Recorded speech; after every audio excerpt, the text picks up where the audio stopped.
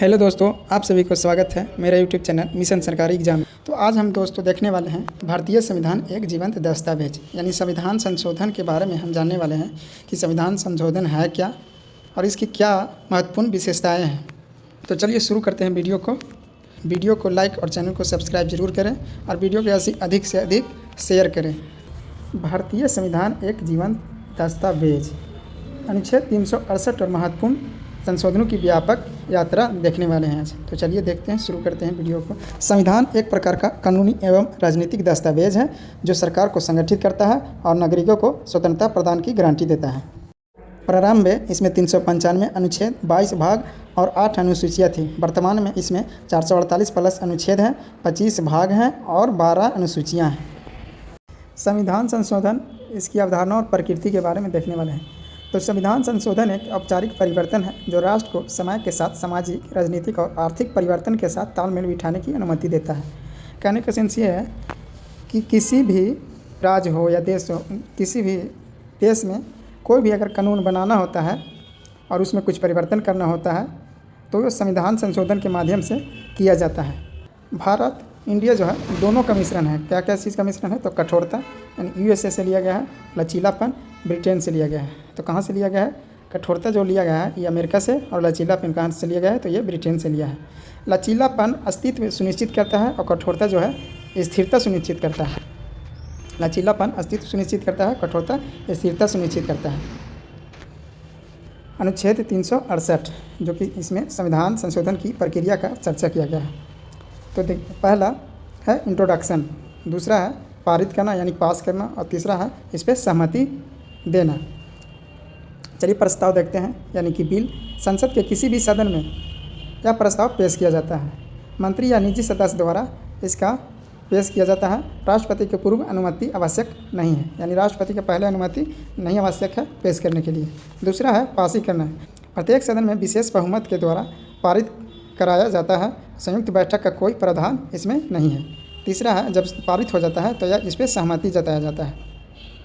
सहमति कौन देता है? तो सहमति हमारे राष्ट्रपति देते हैं। राष्ट्रपति विधेयक पर सहमति देने के बाद हैं, यानी राष्ट्रपति जो अगर सहमति दे देंगे तो यह संविधान संशोधन पारित माना जाएगा। अगर नहीं देते हैं तो यह संविधान संशोधन पारित नहीं माना जाएगा। वीटो का प्रयोग नहीं कर सकते हैं। राष्ट्रपति जो है किसी भी प्रकार का वीटो का प्रयोग नहीं कर सकते हैं। चलिए देखते हैं संविधान संशोधन के प्रकार। तो संविधान संशोधन के 3 प्रकार हैं: साधारण बहुमत से, विशेष बहुमत से और विशेष बहुमत प्लस राज्यों का अनुसमर्थन से।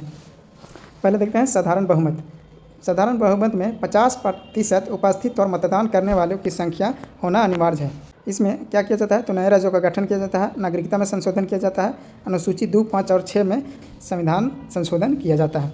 दूसरा है विशेष बहुमत जो कि आर्टिकल 368 के तहत ये किया जाता है। 50% कुल सदस्य प्लस 2/3 उपस्थित और मतदान करने वालों की संख्या अगर होती है तब यह विशेष बहुमत पारित किया जाता है, अन्यथा नहीं किया जाता है। इसमें क्या क्या चेंजेस होता है? तो इसमें मौलिक अधिकार में चेंज होता है, डीपीएसपी यानी कि नीति निर्देशक में चेंज किया जा सकता है।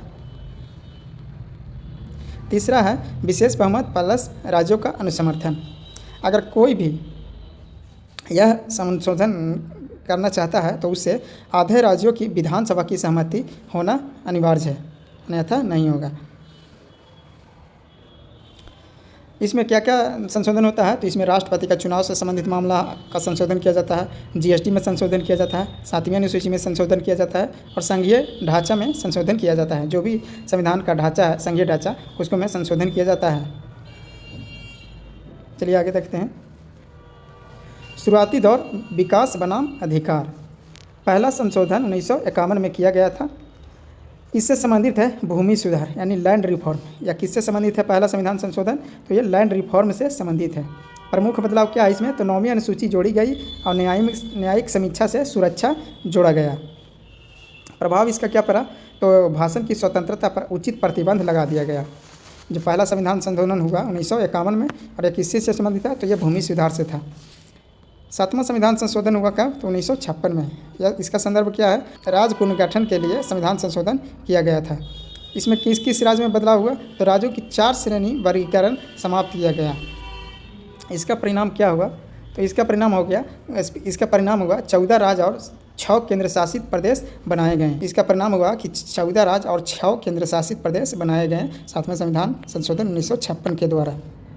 अब देखते हैं 42वां संविधान संशोधन 1976, जिसको लघु संविधान भी कहते हैं। इसके प्रीएम्बल क्या है? इसके प्रीएम्बल में 3 शब्द जोड़े गए। 42वां संविधान संशोधन 1976 के तहत प्रस्तावना में 3 शब्द जोड़े गए हैं। कौन कौन? तो समाजवादी, पंथ निरपेक्ष और अखंडता। ये 3 शब्द संविधान संशोधन 42वां में जोड़े गए हैं। दूसरा है मूल कर्तव्य। मूल कर्तव्य भी जोड़ा गया है 42वां संविधान संशोधन 1976 के द्वारा।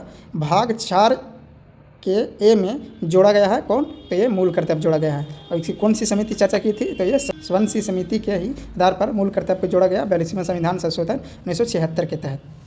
शक्ति संतुलन यानी पावर शिफ्ट क्या है? शक्ति संतुलन, पावर शिफ्ट, न्यायिक समीक्षा को सीमित किया और लोकसभा का कार्यकाल 6 वर्ष किया। जो भी शक्ति है उसको सीमित कर दिया कि हाँ इतना तक ही ये कार्य कर सकेगा, इसके अलावा नहीं कार्य कर सकेगा।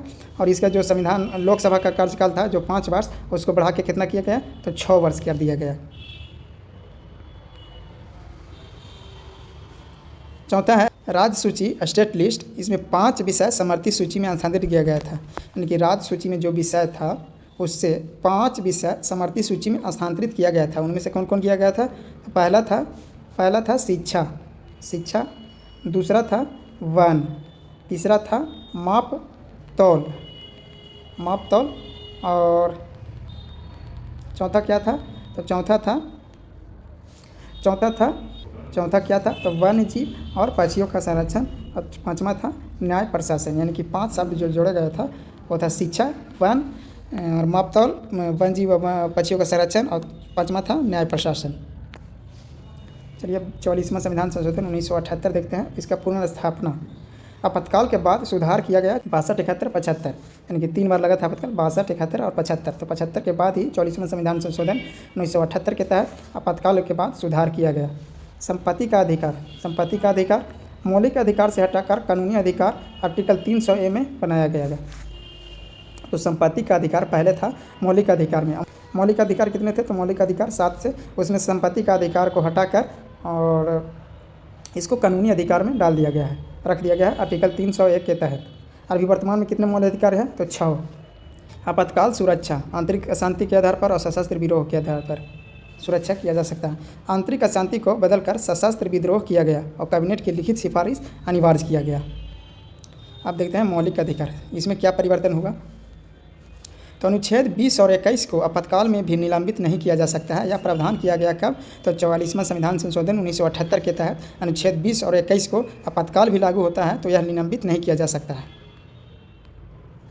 अगला देखते हैं लोकतंत्र का सुदृढ़ीकरण। 1985 52वां संविधान संशोधन और 1989 61वां संविधान संशोधन और 1991 69वां संविधान संशोधन।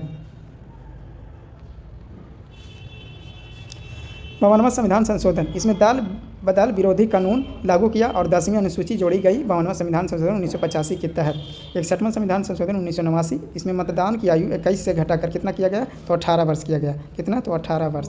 और युवाओं की भागीदारी को इसमें जोड़ा गया ताकि युवा भी वोट दे सके। 69वां संविधान संशोधन, इसमें दिल्ली को राष्ट्रीय राजधानी क्षेत्र का दर्जा दिया गया और विधानसभा का गठन किया गया दिल्ली में। कब? तो 69वां संविधान संशोधन 1991 के तहत दिल्ली को राष्ट्रीय राजधानी बनाया गया और विधानसभा का गठन किया गया।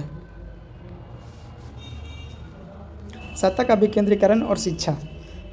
सत्ता का विकेंद्रीकरण में महत्वपूर्ण है स्थानीय स्वशासन और सामाजिक सुधार, सोशल राइट्स। स्थानीय स्वशासन 73वां संविधान संशोधन 1992 के तहत पंचायती राज में 11वीं सूची जोड़ा गया। 74वां संविधान संशोधन 1992 के तहत नगरपालिका और 12वीं अनुसूची जोड़ा गया और 12वीं अनुसूची में ही नगरपालिका को रखा गया।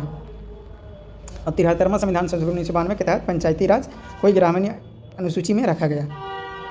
सामाजिक अधिकार सोशल राइट, तो 86वां संविधान संशोधन 2002 के तहत शिक्षा का अधिकार आर्टिकल 21 से, जो कि 6 से 14 वर्ष के बच्चों के लिए अनिवार्य शिक्षा किया गया। 86वां संविधान संशोधन 2000 के तहत शिक्षा का अधिकार आर्टिकल 21 से को जोड़ा गया और 6 से 14 वर्ष के बच्चों के लिए अनिवार्य शिक्षा किया गया।